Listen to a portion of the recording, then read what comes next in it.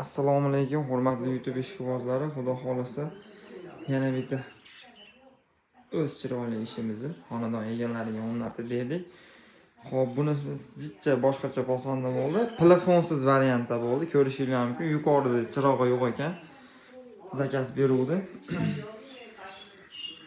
Bes plafon deb zakaz berishdi. Pad zakaz asosida bo'ldi. Zazorlarni ham ko'rishingiz mumkin. Juda cho'tki holatda. O eshiklari ham chiroyli holatda, bu televizorlari bor ekan. Mishayib bermaydigan holatda ko'rishingiz mumkin. Pad zakasish shunaqa bo'ladi, xudo xolasa.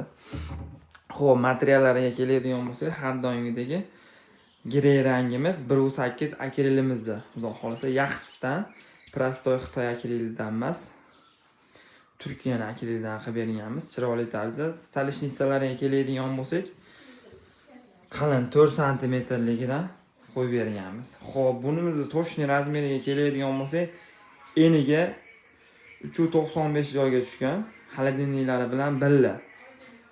Xo'p, bularimizni qo'yib berganmiz. Doimgidek mo'ykasi, sushulkasi ichida qilib, va qoshiq paddonlari o'zining ichida bo'ladi. 100% davutchi bo'ladi, vakuum hamma yo'g'i.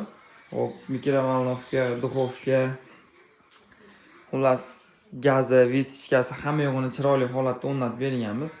Xolodilniklarning ustini ham chiroyli tarzda polkali qilib, chuqur holatda ko'rishingiz mumkin. Xo'p, ruchkalari ham har doimgidek temirli, plastmassasi emas. Oshiq-moshiqlari doimgidek kirib chiqadigan variantda, bo'shalaydigan variantlari. Xo'p, bularimizni chiroyli tarzda taylarga polkalar qilib, foydalanadigan qilib, go'zal holatda qilib berganmiz. Xo'p, bunimizni vodiychi dastavka uстановкасini 2.500.000 so'mdan 1 metr tepa pasti hisoblanadi. Mo'yka, sushulka, qoshiq paddon dastavka uстановкасы besplatniy bo'ladi. Xo'p, bizda videoda ko'rib turgan narsalar dogovor asosida bo'ladi. Xuddi shu holatda bo'ladi. 45 ga 30 holatda chuqurligi bo'ladi. Yuqori qismi ham 30 holatda, 25, 20 bo'lmaydi, yo taylari 40 bo'lmaydi. 45 holatda bo'ladi. Videoda qanday ko'rgan bo'lsangiz, shunday ish bo'ladi. Xo'p, ko'rishingiz mumkin.